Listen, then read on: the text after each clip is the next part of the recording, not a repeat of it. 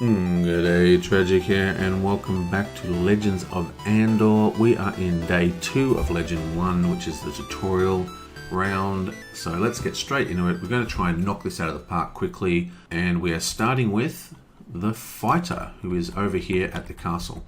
Now, we've got a bit of time still. Remember, we're playing a 4-player game, so there's only one shield in the castle. This means that the battlement's going to absorb one monster before we lose the game.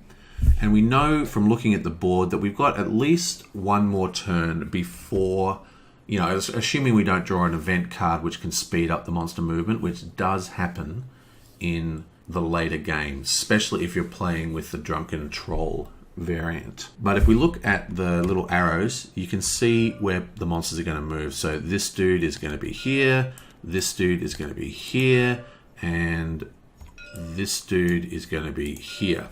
That means we've got one more turn to get a little bit of extra power on our heroes before they have to deal with everything. So I think that's exactly what we're going to do. Remember, this guy's first. He's going to spend 2 hours to move 2 spaces, land in the merchant area. He's then going to spend his 2 gold to increase his strength by 1. Also over here, now I've been told I was sort of panning the camera around a little much. I'm going to try and minimize that if I can remember, but we might not. This dude here is going to go 1, 2 into this spot and flip over this well here. And that is going to increase her power by 3, or her willpower points, not her strength points, and drop her down to the next line, which is going to be very handy. And that is another 2 movement. Now I think I'll do our ranger.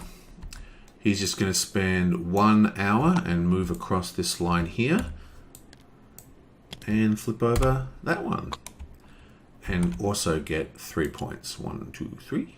Yablam.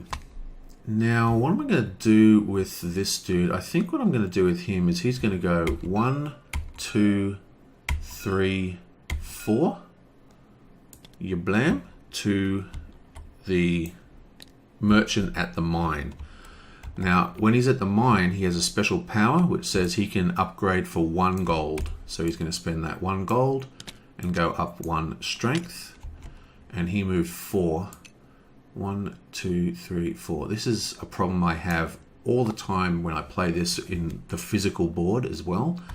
Is you make your move and then you upgrade and everything and you forget how many spaces you moved. I've got to be very careful to move my pug before I do any of the actual moving physically on the board, because it's very easy to forget, unfortunately, especially if you're, me. So now it's the green guys. Now, he's the archer. The archer has a special power where he can actually do combat versus people in the adjacent zone. So he doesn't have to be actually in the zone. He may fight a monster who is in the adjacent space.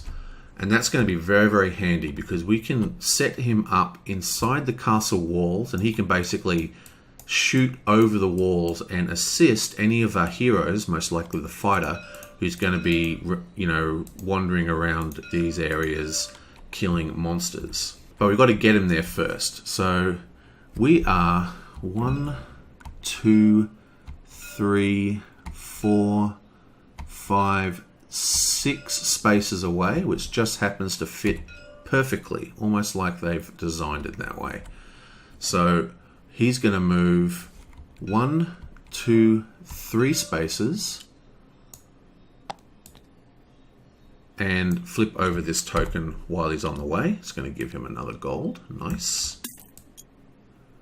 Wow, he's got quite a lot of gold here. We should probably think about upgrading.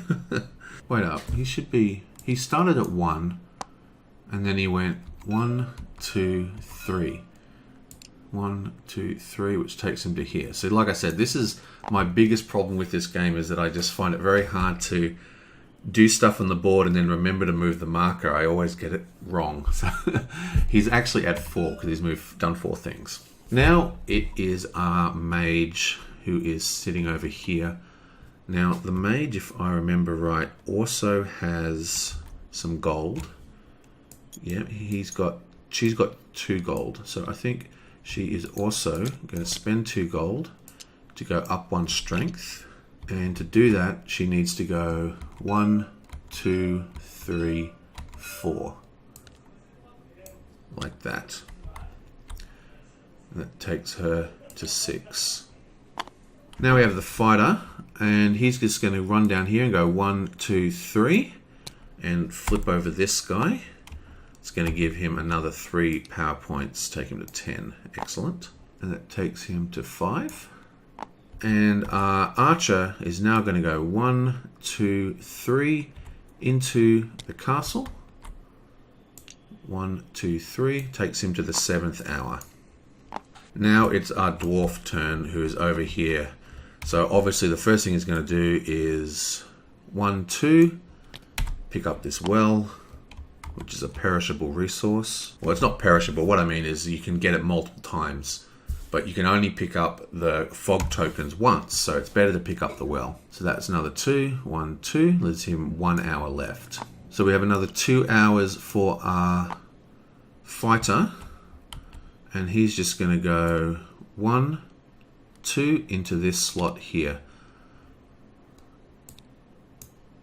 Our mage is also going to go 1, just to be in the same zone.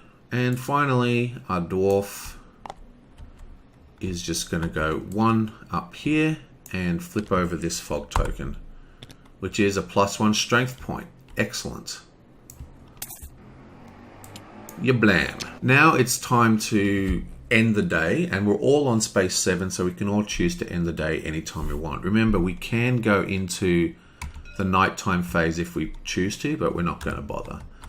And I think what we're going to do is actually retire our fighter first. No, actually, let's retire our mage first. So the mage is going to be the first player. Now that is the end of the round, well, end of the day. Now normally we resolve the sunrise box now, but what I'm going to start doing is actually resolve these sunrise boxes at the start of the video. So the start of the next video, I'm going to resolve day 2's sunrise box, and that's where we get to read the card and, you know, act on everything, see the monsters move at the beginning of every video rather than have it done at the end of this video and in the next video just continue from a static board. I think it'll be better for continuity and stuff. So that is the end of that. That is the end of day 3. Are we on 3? Whatever. That's the end of the day, and I will see you guys next time.